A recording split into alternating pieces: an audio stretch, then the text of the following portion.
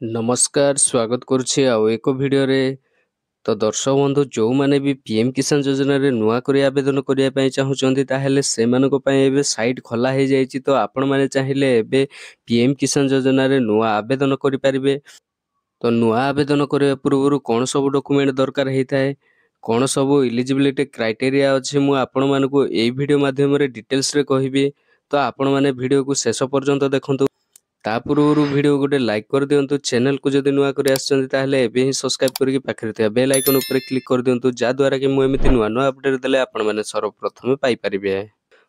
तो देखंतु दर्शक बंधु, पीएम किसान योजना रो 21तम किस्ती आसीबाक जाउछि नवेम्बर 19 अर्थात एही बुधवार दिन। तो तमिलनाडु रो कोयम्बटूर ठारू श्रीयुक्त मान्यवर प्रधानमंत्री श्री नरेंद्र मोदी सीधा सड़क डीबीटी माध्यम रे चाषी को अकाउंट को पीएम किसान योजना रो 2000 टंका लेखाएं ट्रांसफर करिवे। तो एथिपाई आपण मानकू ई केवाईसी करबा बाध्यतामूलक। जदि आपणकर ई केवाईसी हेइनी ताहेले आपण माने एही योजना लाभ उठाई पारिबे नाही। आपण माने जदि चाहुचंदी निज मोबाइल माध्यम रे ओटीपी बेस ई केवाईसी करबा पई ताहेले आपण माने पीएम किसान ऑफिशियल वेबसाइट को विजिट करके ओटीपी बेस रे ई केवाईसी मध्ये कंप्लीट करि पारिबे। आउ जो माने नुआ करी आवेदन करिया पई चाहुचंदी से माने एही सब डॉक्यूमेंट रेडी कर दियंतु।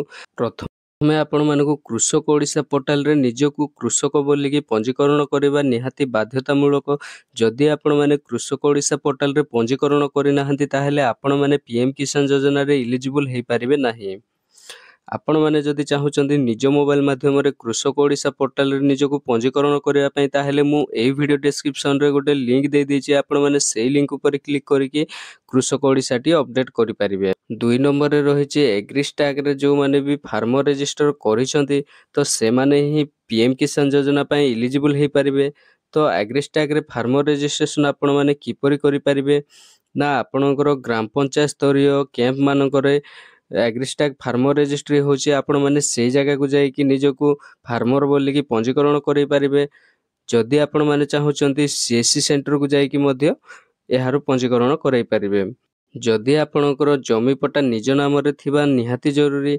आपणकर जमी पट्टा जदि आपणकर निज नाम रे नाही ताहेले आपण माने पीएम किसान योजना रे एलिजिबल हेइ पारिबे नाही। तो निज नाम रे जमी पट्टा थिबा बाध्यतामूलक।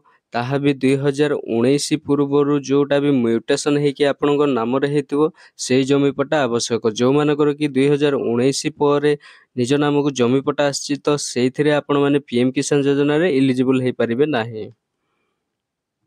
एवं जो मानकर भी पूर्व पुरुषों नाम रे जमी अछि, बापा जेजे बापा किंबा तांको बापांको नाम रे जमी अछि ताहेले से माने निकटस्थ तहसील ऑफिस को जाई कि निज नाम रे जमी ट्रांसफर करि नियंतु। जे पर्यंत आपणको नाम रे जमी ट्रांसफर हेनी से पर्यंत आपण माने पीएम किसान योजना रे एलिजिबल हेइ पारिबे नाही। एही सब जिंस हेइ सारला परे आपण माने निकटस्थ जनसेवा केंद्र को जाई कि पीएम किसान योजना रे अप्लाई करि पारिबे।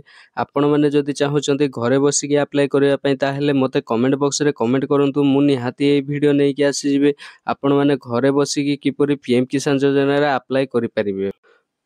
तो दर्शक बंधु, ये थिला आज रो छोटिया अपडेट। आपण मानको जदि वीडियो पसंद आस्ता ताहेले निहाती गोटे लाइक करंतु। चैनल को जदि सब्सक्राइब करनांती ताहेले एबे ही सब्सक्राइब करि पाखरु थिबा बेल आइकन ऊपर क्लिक कर दियंतु। जय जगन्नाथ, धन्यवाद।